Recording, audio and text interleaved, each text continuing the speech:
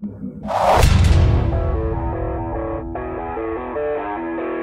2013 is kicked off, and I'm really interested in how it's going to affect the troops, especially in Afghanistan, if we're all going to be coming home if they're all going to be coming home this year or whatnot. But if you guys were watching on New Year's Day, a really awesome thing happened during the Rose Parade. They actually brought a soldier back to surprise his family during the parade. Did any of you guys see that?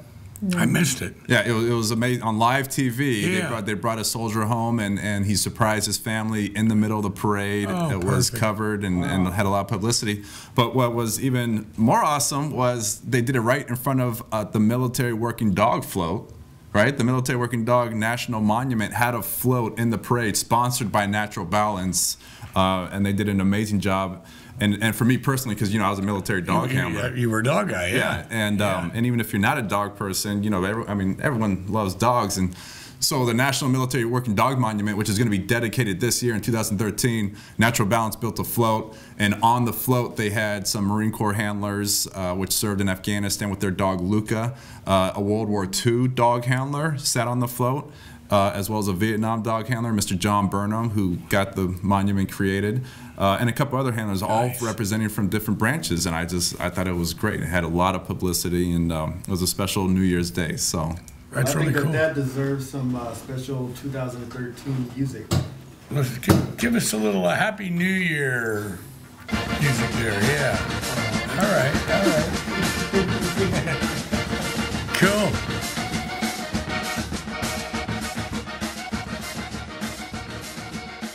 Okay, and with that, we're going to kick off our show. Welcome to Veterans Nation. My name is Mike Dowling. I'm here along with Miss Kelly Smith, Mr. Rydell Danzy, and our producer, Mr. Rick Seaman, who is standing in for Trevor Scott, who's actually he's out on a mission currently right now. Isn't that right? That is right. That is right. I will try and fill his shoes. You'll fill his shoes in nicely. So, Rick, I want to ask you, how's our latest poll going right now? What's going on with that? Well, our poll question was the one we put up on combat on children's video games, right? Right. How do vets feel about it? Well, it's only been up a short while, but we've got a lot of responses, a good number of responses. And what's interesting is on our poll, you can actually add comments, too. So on this particular subject, we're getting a lot of comments, and they're pretty interesting. And it's only been a few days, and we've got several hundred votes in. So great, it's really good. Yeah, great. Yeah. Oh, Kelly, which way did you vote? Well, I can't tell you, or I'd have to kill you. Oh, okay. Rick, is the poll still open? Oh yeah, it's still running. Absolutely, it's going to go for a while. And if our viewers want to get on it, you just go to the icon on our main page for the poll, and there it is. At VeteransNetwork.net. VeteransNetwork.net. Okay, great. Well, let's kick the show off. Okay. Let's get on. Yeah. Kelly, why don't you please send us the report? Absolutely. We got some news in from Washington D.C. I think this is probably some good news for vets out there. A 2012 annual homeless assessment report prepared by the HUD, which is Homes and Urban Development, and presented to Congress shows a 7.2% decline since 2011 in the number of veterans who are homeless. VA Secretary Eric Shinseki said the decrease is largely attributable to the HUD Veterans Affairs Supporting Housing, or the HUD VASH program. More than 37,000 veterans have been housed using the HUD Section 8 vouchers, along with VA's supportive case managers, also known as supporting services for veterans and families. The VA has also increased its grant money for 2012 and 2013 to $300 million for organizations around the country combating homelessness. Also, the VFW has included ending homelessness as a top priority for 2013. Well, what I've got here, Kelly, is I've got a talking paper sent to us by the VFW, the Veterans of Foreign Wars, and great organization. Yeah, Mike, great organization, no doubt. And this paper is on sequestration. And it begins like this, starting with background. The Budget Control Act of 2011 raised the federal debt ceiling with future plans to offset the increase with a corresponding decrease in discretionary spending over a 10-year period. A bipartisan Joint Select Committee on Deficit Reduction was created to identify what federal accounts to reduce. As an added incentive, an automatic 10% across the board sequester, which is basically a seizure of money, would kick in at the beginning of the next Congress should the super committee fail to act, which it did. So barring an unforeseen development in the remaining 112th Congress, mandatory sequestration will occur in January of 2013, which is right now. Here are the concerns of the VFW. The President and the VA Secretary have assured that sequestration will not impact any VA accounts. But the VFW will continue to monitor how the effects of sequestration might impact future VA budgets, especially in medical and prosthetics research, maintenance and construction, administration, and those programs identified in the government's 10 for 10 plan. What that is, that's a 10% reduction for the following 10 programs.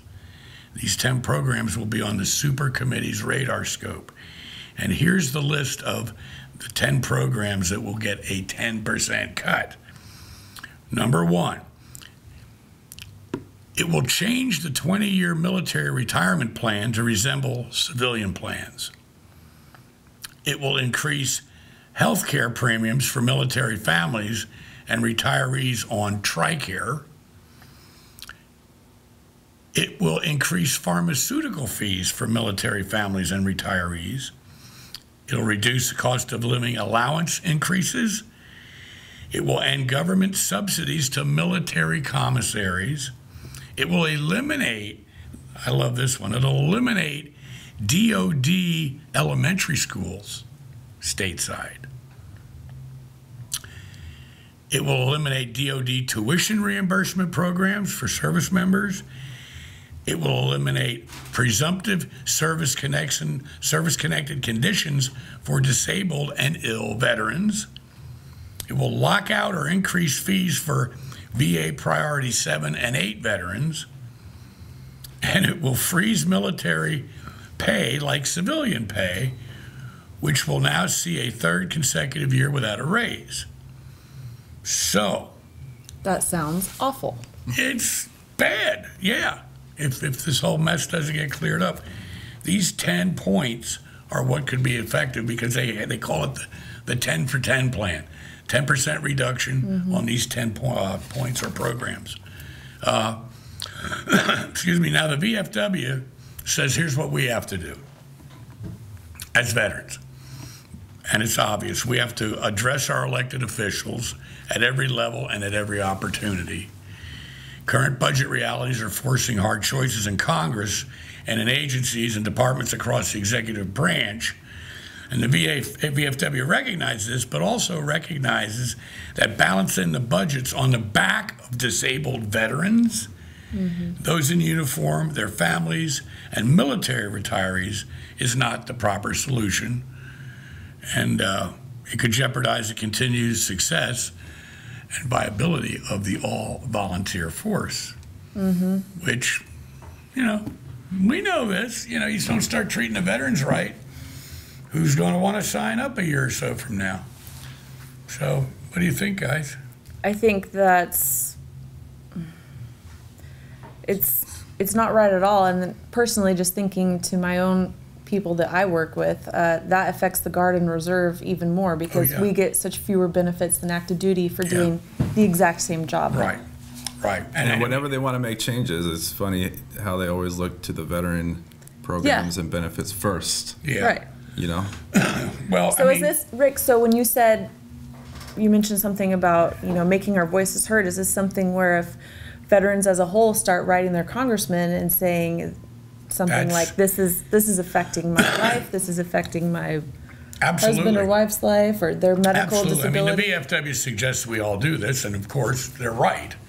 And we should be doing this, and we should have been doing this for a long time. So they laid out a plan of action for us. Yeah. So basically, we just need to distribute this information to people so that we all know about it and can actually do something about it. Right, yeah. Knowledge is golden, and making noise is even better, you know? Well, thank you, Rick. Thanks for sharing that. Sure. Thanks to VFW for sending us that.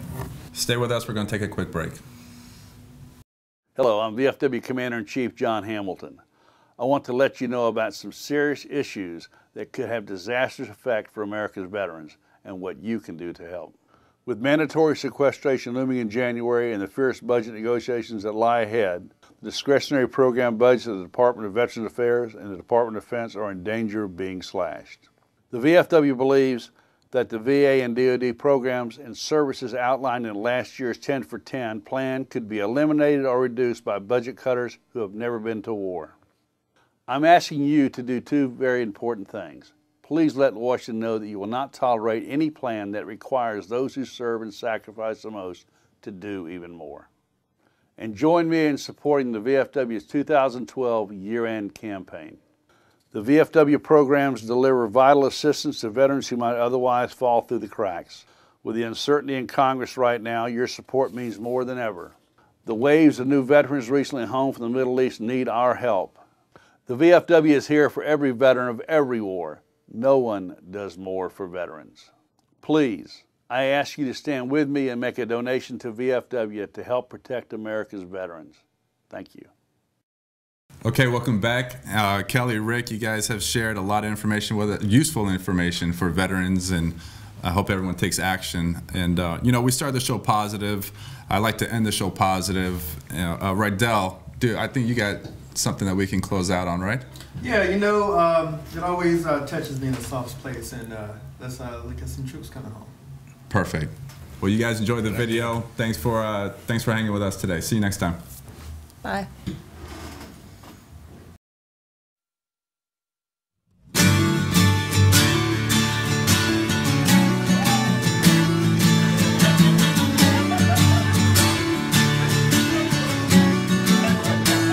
This won't be easy, but I have to try. I'll have to leave in dead winter and come back in July. Get him! Go ahead! He's crazy, you forget. But if this does anything, and it will, you'll see. I'm gonna do everything to put you next to me. Do you remember Dad? Oh, you're gonna make me cry. Honey, do you remember Daddy? I missed you so bad, honey. I'm so sorry I went away. Tell you what I've tried a million other times.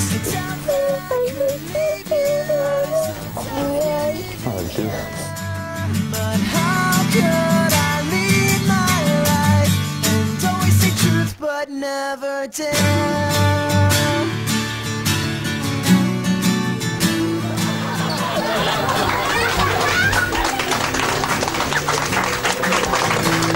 This won't be easy, but I have to try. I'll have to leave in dead winter and come back in July.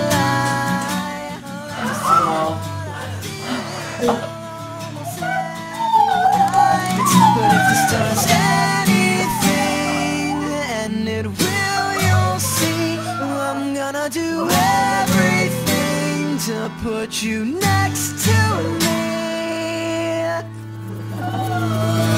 This is keeping me up, so I decided to just give in, call it a night. I thought out of different ways to tell you what I've tried a million other times. Kayla.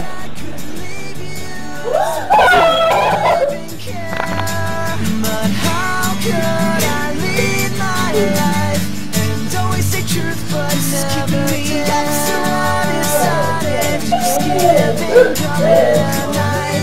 I thought out of different ways to tell you what I've tried.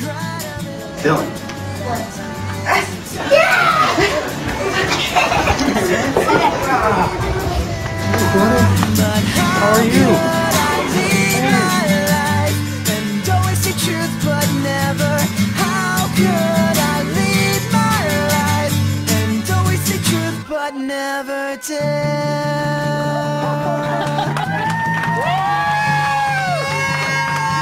That ain't gonna work. You're going home.